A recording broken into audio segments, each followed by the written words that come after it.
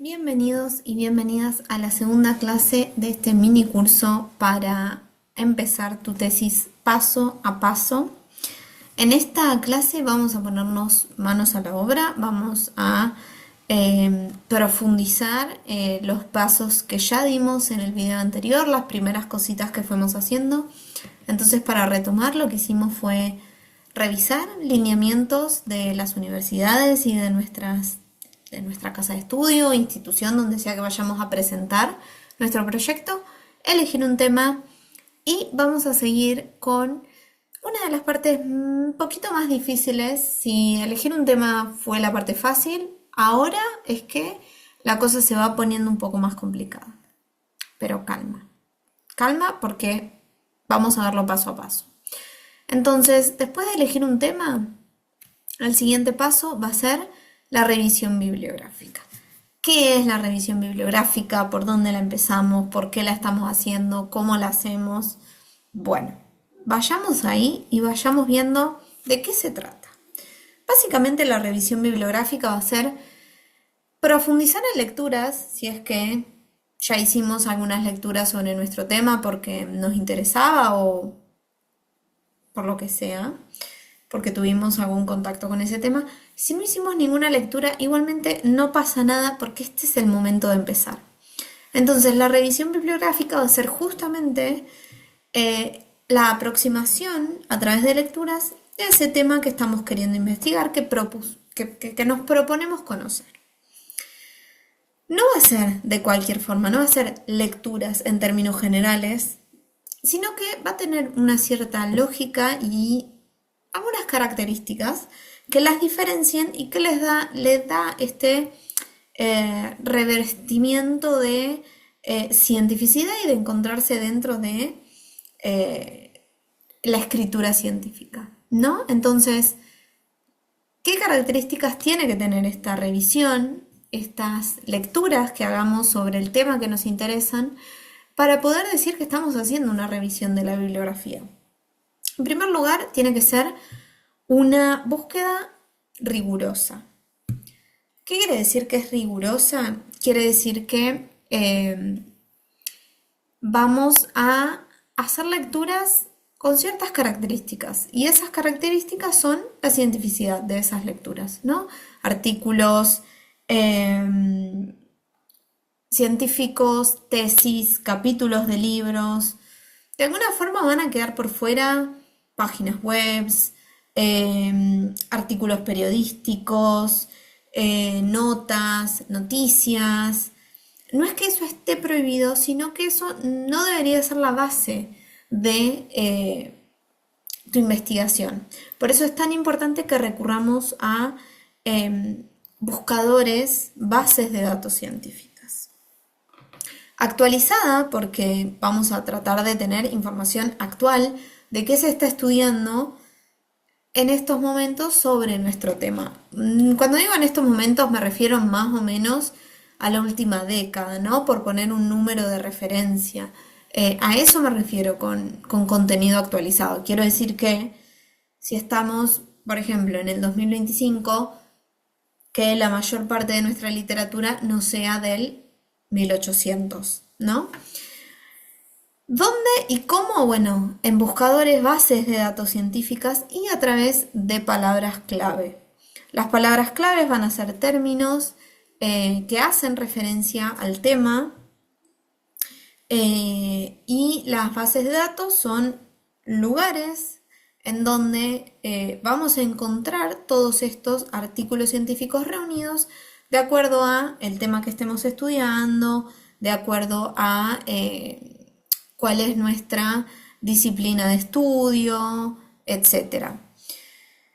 Pensemos entonces, acá resumimos lo que decíamos, la rigurosidad tiene que ver con la literatura que es conocida como indexada, es decir, que ha pasado por ciertos procesos, ¿no? Revisión por pares, publicación en una revista científica, con números que permiten identificar, ¿no? Estas revistas y estos artículos, quedando por fuera literatura gris que puede o no servir. Literatura gris me refiero a literatura que no es parte de revistas científicas.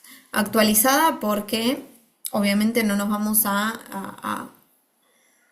no vamos a incluir exclusivamente información antigua, no es necesario que tengamos una búsqueda y un conocimiento sobre el presente de nuestro tema a través de palabras claves.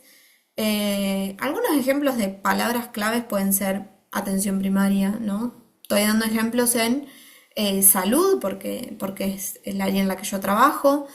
Salud mental es también un ejemplo de palabra clave, puerperio.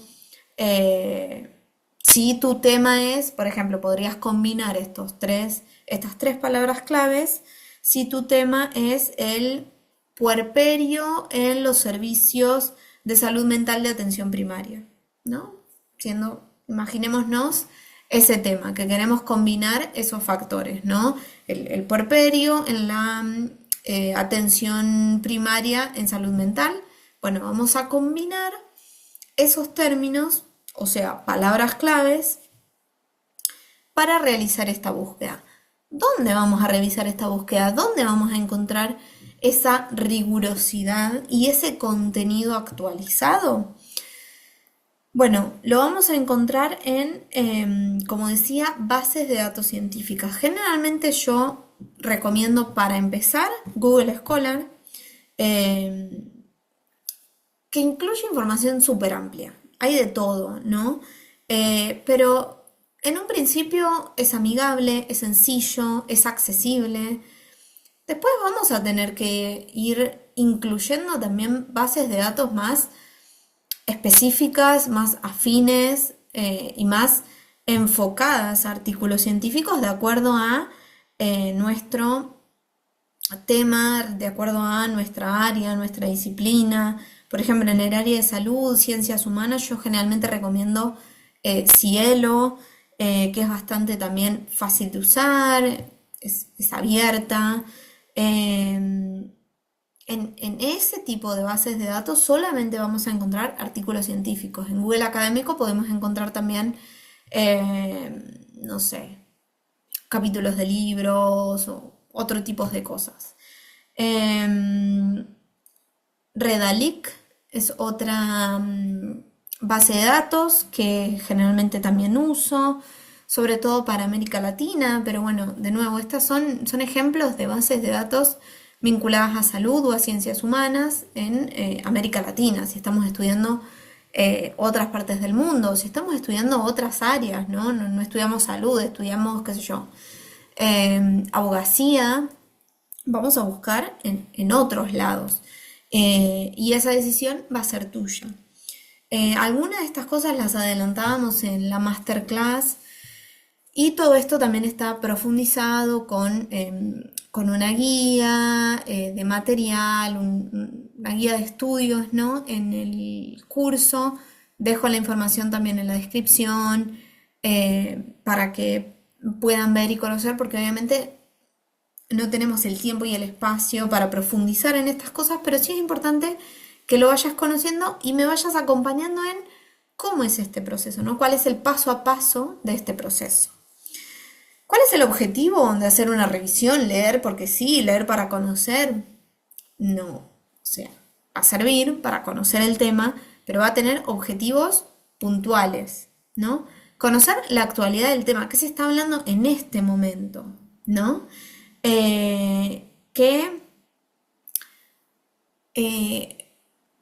¿Cuáles son los aspectos de nuestro tema que en este momento son relevantes, que recientemente se han estudiado? ¿Cuáles son los aportes que recientemente se han hecho a ese tema?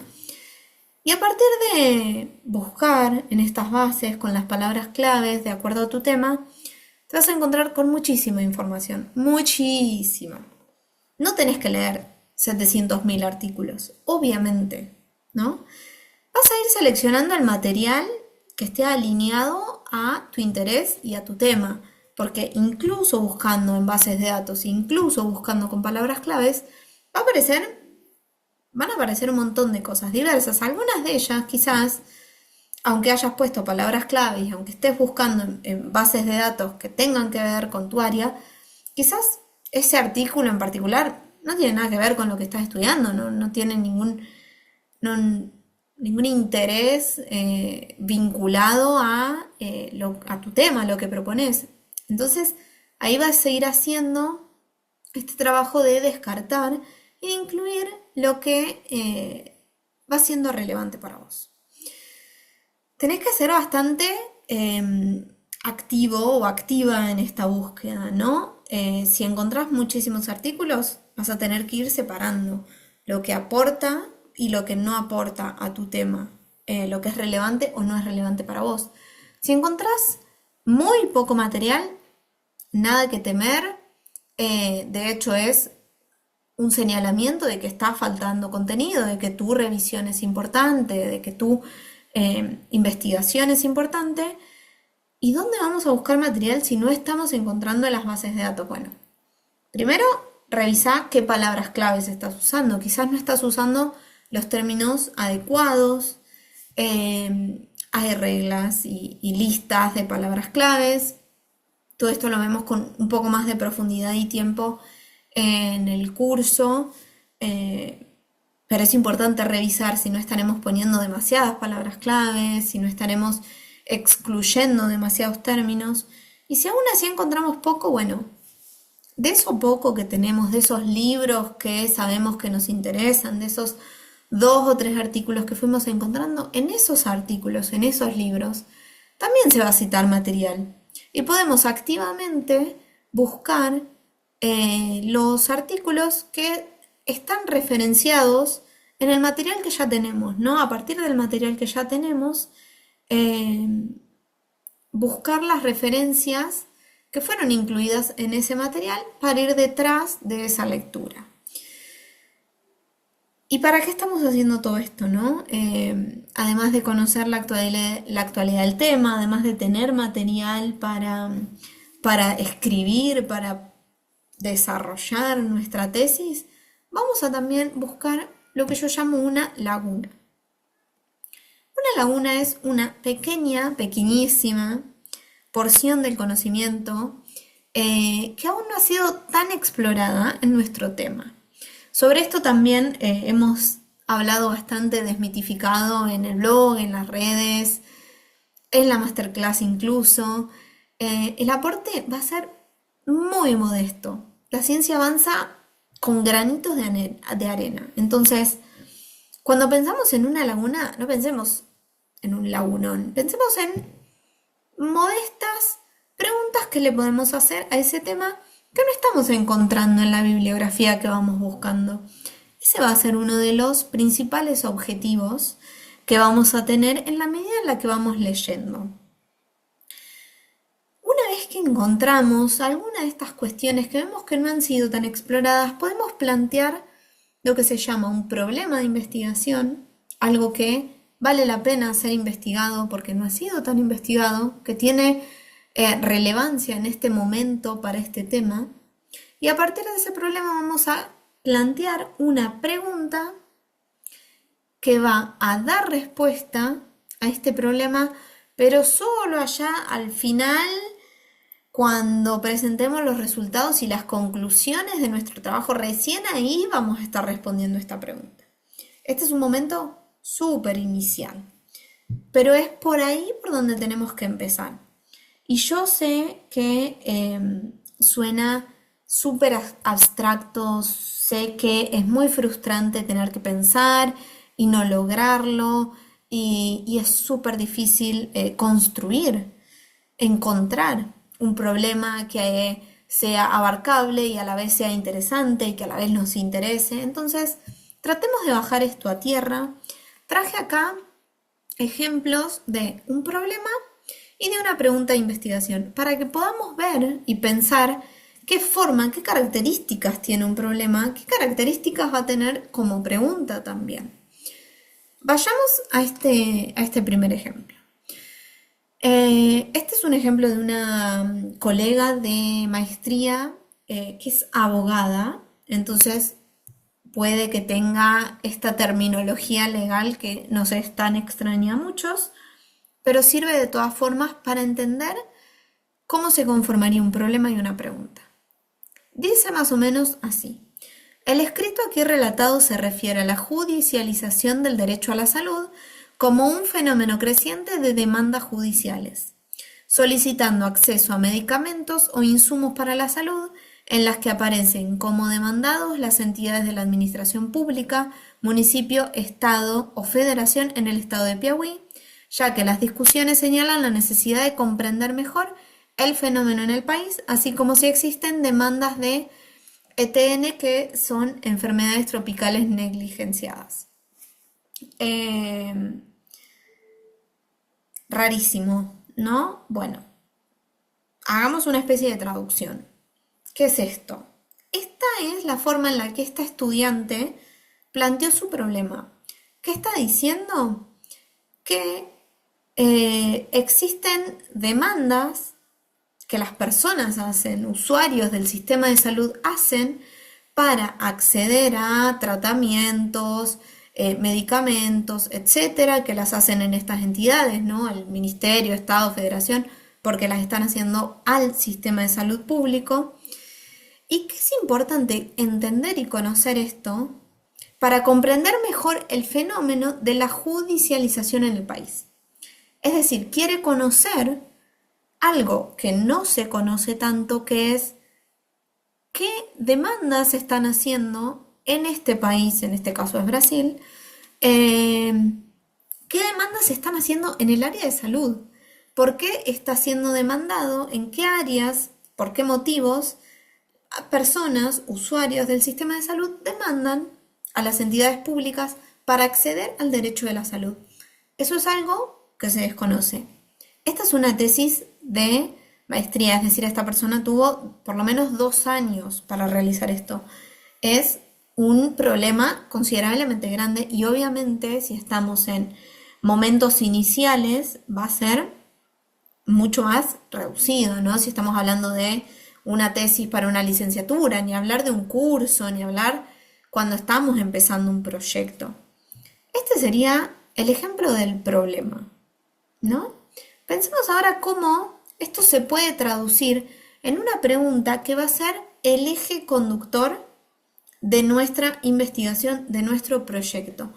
Estas partes, que pueden parecer tan directas y sencillas, son resultado de un ir y venir, de un pensar y repensar, de un ejercicio de recorte que puede ser muy frustrante en un principio, pero que es necesario. Algunas de estas cosas también las mencionábamos en la masterclass cuando hablábamos de desmitificar y señalábamos la importancia de entender que esto no nace de una vez y para siempre y se nos ocurrió así y ya está y ahí quedó y no lo modificamos nunca más y con eso le metemos. Es un proceso de ir y venir, de socializar, de hablar, de recibir correcciones, de recibir comentarios, de discutirlo con colegas, de ir pensando qué recursos tenemos para responder, cuánto podemos ampliar, cuánto necesitamos reducir, ¿no?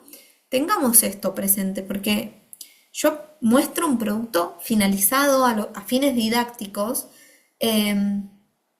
pero que es resultado de muchísimo esfuerzo y trabajo de lectura y de armar, ¿no? el problema y la pregunta. No es cualquier problema, no es de cualquier forma, no es cualquier pregunta ni de cualquier forma. Es con fines de realizar un proyecto científico y eso tiene características.